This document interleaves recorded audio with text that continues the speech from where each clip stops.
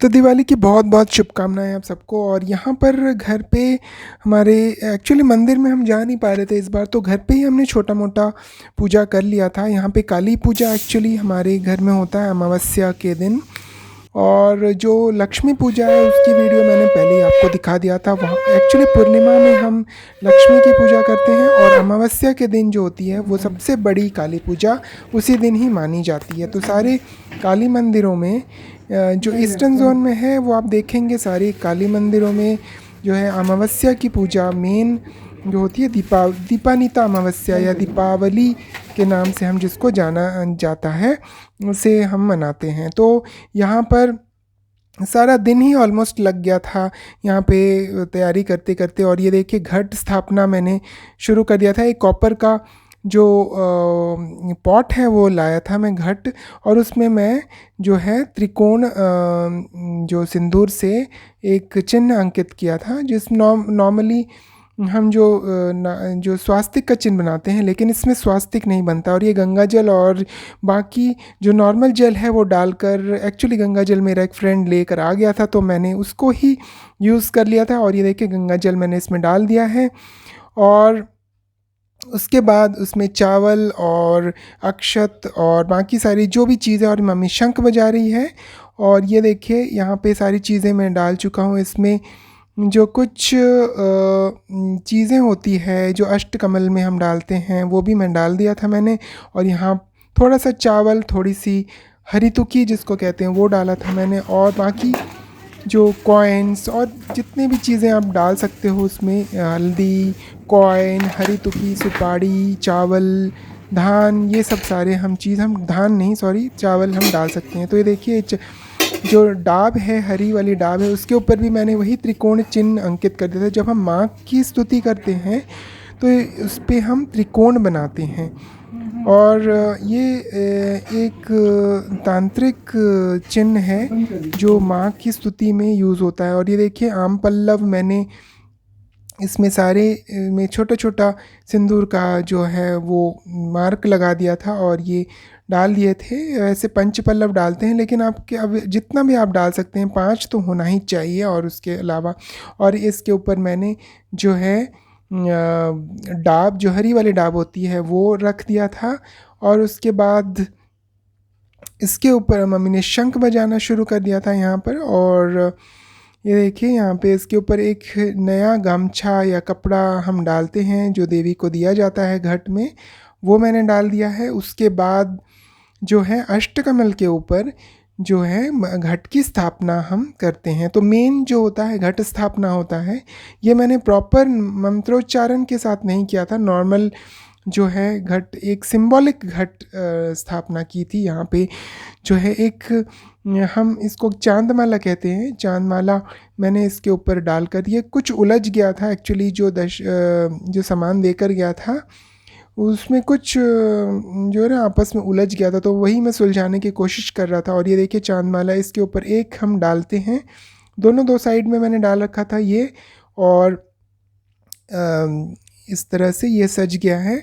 और इसमें हम देवी का आह्वान करते हैं कि हे माँ आप आइए और हमारे घर में विराजिए, और जो अमावस्या की इस पूजा में आप इसको सफल बनाएं और हमें कृष्ण प्रेम प्रदान करें। जो हमारा जो मेन लक्ष्य है वो मटेरियलिस्टिक डिज़ायर को पूरा करना नहीं है। हमारी जो मेन स्तुति हम करते हैं, जो मैं करता हूँ जिस भावना से, वो है कृष्ण की प्रेम प्राप्त करने के लिए माँ ही आपको रेकमेंड कर सकती है। तो और इसमें दो जो पोला मैंने डाल दिया था, शाखा और पोला डालते हैं। इसके आगे जो चूड़ी हम देते हैं, आलता, सिंदूर, साड़ी, साड़ी मैंने ऑलरेडी पहना चुका था, छोटी सी साड़ी।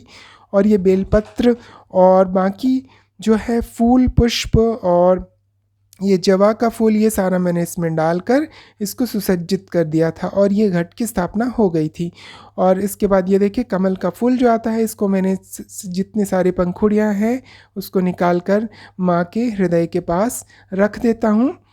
और दोनों साइड में 2 प्रदीप मैंने प्रज्वलित कर दिया था।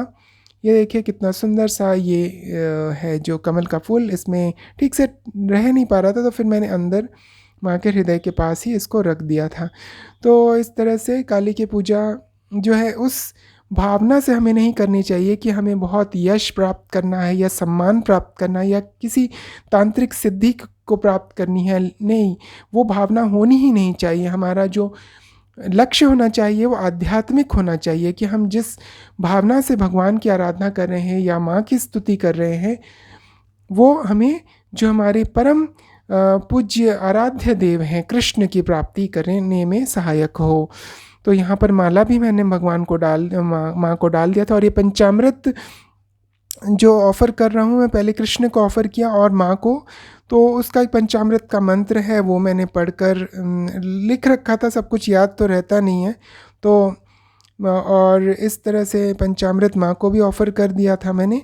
और ये रख दिया दूध, दही, घी, और लास्ट मोमेंट में मुझे दूध भी नहीं मिल पा रहा था। और ये देखिए, ये पंचफल जो जिसको नैवेद्य बोलते हैं वो सारा 2 जगह अर्पित करता हूँ। एक कृष्ण को अर्पित करता हूँ और एक माँ को अर्पित करता हूँ, क्योंकि पहले कृष्ण को ही अर्पित किया जाता है, उसके बाद फिर माँ को अलग प्लेट में हम देते हैं। तो एक में तुलसी पत्ता पानी में डाला है मैंने ऑफ़र करने के लिए और नैवेद्य में, और एक तरफ मैंने बेल का पत्ता डाला है, क्योंकि माँ को जब हम ऑफरिंग करते हैं तो बेल का पत्ता डाला जाता है, और जब कृष्ण को ऑफ़र करते हैं तो हम तुलसी का पत्ता से ऑफ़र करते हैं। तो और ये मैं मंत्र पढ़ रहा हूँ जो पंचफलम और नैवेद्य को ऑफ़र करने के लिए, और उसके बाद फिर हम माँ के हृदय के पास इसको जो चित्रपट है उसको हम टच कर देते हैं कि ऑफ़र हो चुका है और ये सारी ऑफरिंग हो गई है।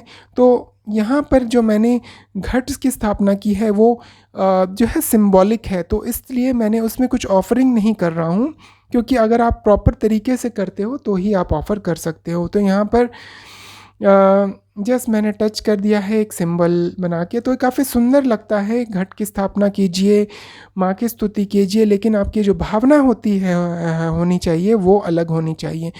और यहाँ पे जो है 25 दिए जलाए जाते हैं। अमावस्या में माँ को ऑफरिंग की जाती है 25 दिया। जैसे संधि पूजा में 108 जलाते हैं, आप 25 मिनिमम तो आपको जलाना ही चाहिए। 11 या 25 इस तरह से आपको ऑड नंबर्स में माँ को ऑफरिंग करना चाहिए। तो ये सारा मैंने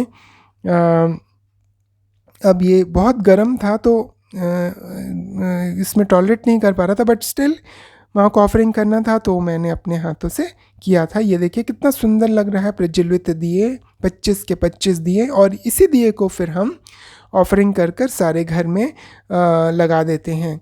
तो जो लक्ष्मी गणेश की पूजा होती है वो उनको भी हम याद करते हैं, बट जो मेन पूजा हमारे यहाँ होती है वो काली की होती है, और ऑब्वियसली कृष्ण को पहले ही ध्यान में रखकर हम सब कुछ कार्य करते हैं।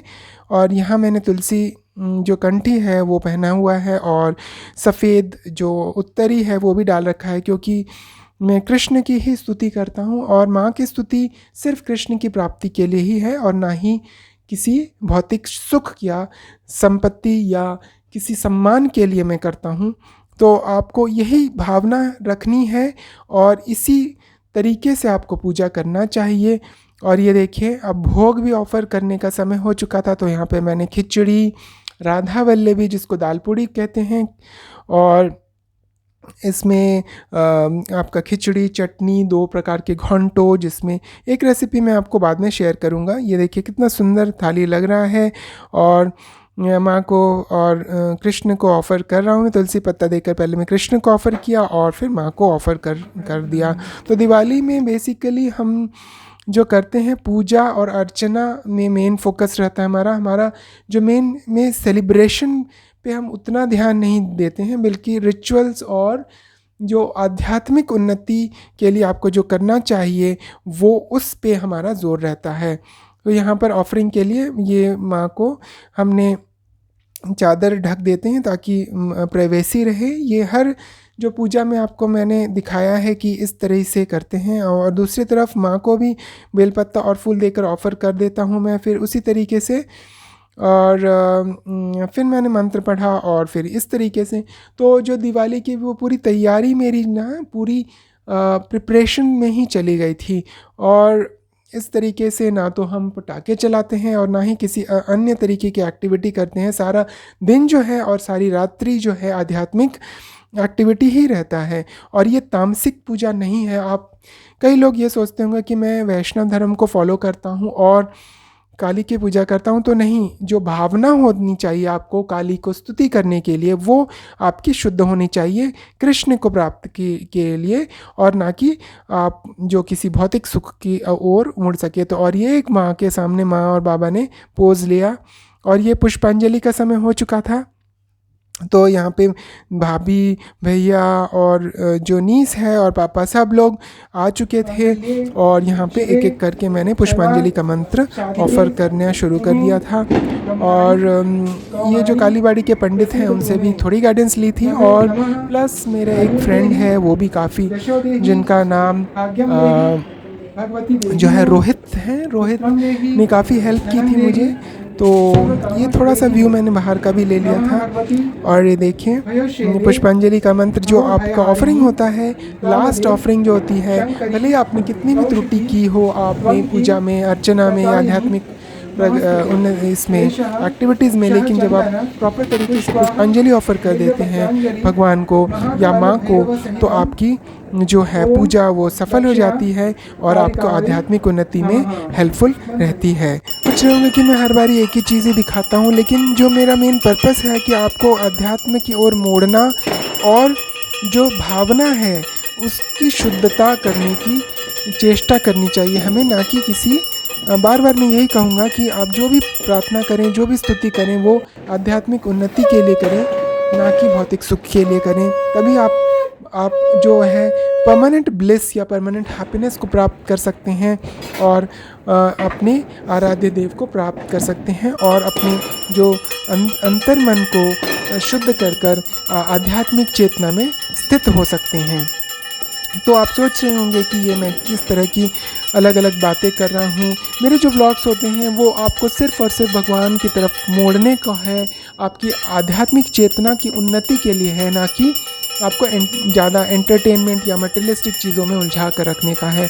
तो इस तरह से मैंने एक एक करके सारे पंच तत्व ऑफ़र कर चुका हूँ माँ को, और इसके बाद में और कोई पूजा रही नहीं जाती। इसलिए मैंने आपको प्रॉपर तरीके से सारा जो है पूजा हमारे घर पे जो होती है उसको दिखाया। मैंने आपको चेष्टा की कि आप भी इसको करें अपने हिसाब से, और ये शंख बजाकर मैंने पुष्प जो आरती की है वो समापन किया। और यहाँ पे एक क्लिपिंग जो नैवेद्य भोग जो मैंने ऑफ़र किया था वो साइड में रखा हुआ था, और जो एक जो छोटी छोटी कलश होते हैं उसको भी भर दिया गया था। उसमें जो लावा देकर लाई बोलते हैं उसको, या खोई हम बोलते हैं। और ये एक व्यू मैंने जो डेकोरेट किया था पूरे घर का, ये कुछ कैंडल्स लगाए थे और भैया यहाँ बैठे हुए हैं, कुछ कैंडल्स हैं, कुछ मैंने डेकोरेशंस पूरे घर में लाइटिंग की थी वो मैंने दिखाया। मम्मी बाहर कुछ एक्टिविटी कर रही थी तो वो भी है, और बाहर में मैंने अल्पना दिया था, प्लस जो मेरी नीस है उसने पूरे